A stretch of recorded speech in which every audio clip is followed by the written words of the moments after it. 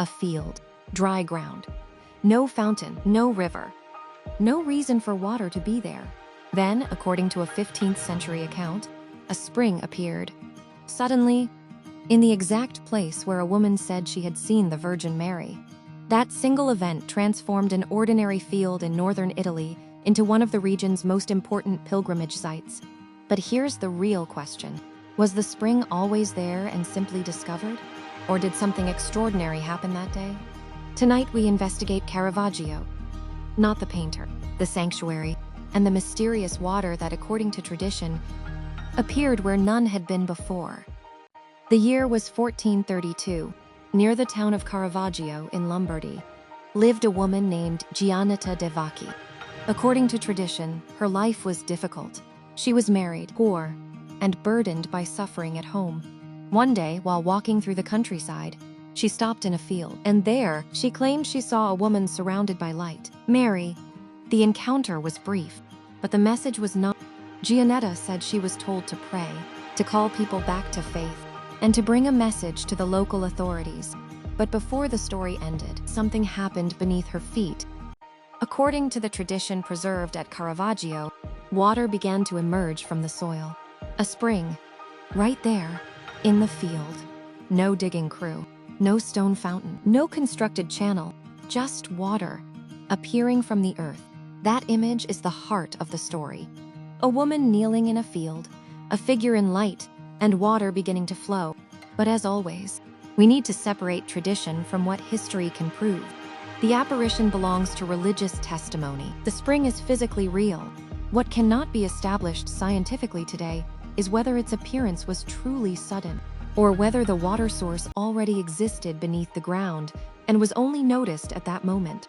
And that uncertainty is exactly what keeps the mystery alive. The story spread quickly. People came to the field. They touched the water. They washed with it.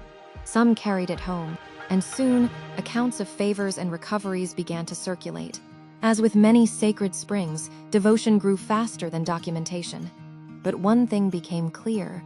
The site was no longer just a field. People believed something had happened there. A chapel was eventually built. Then, over time, the larger sanctuary rose, and the spring became part of the sacred space itself. But why did people keep returning? Because for them, the water had become more than water. So what is actually in the water? Chemically speaking, it is natural spring water. There is no established scientific evidence proving that the water contains supernatural healing properties. That matters, because the mystery doesn't need exaggeration. The strongest question is not, is this water magic?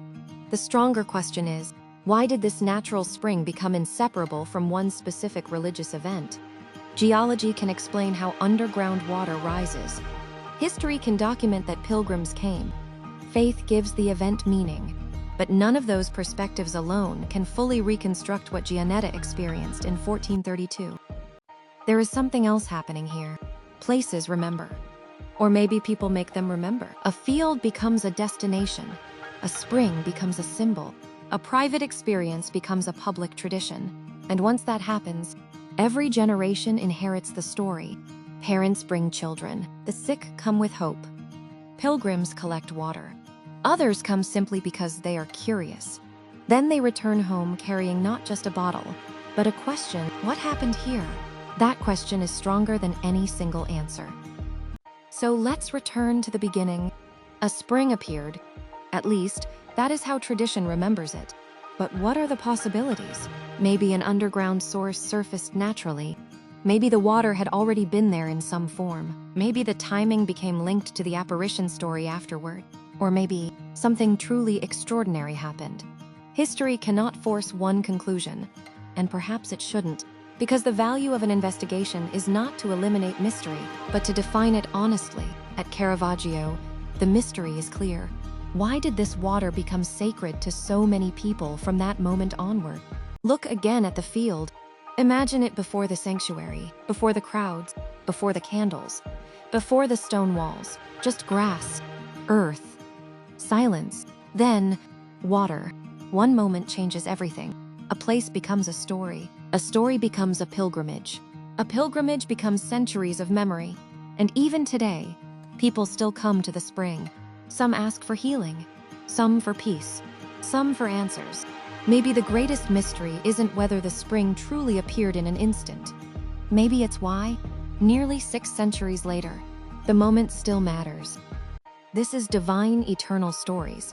We explore the places where history, mystery, tradition, and faith collide without telling you what you must believe.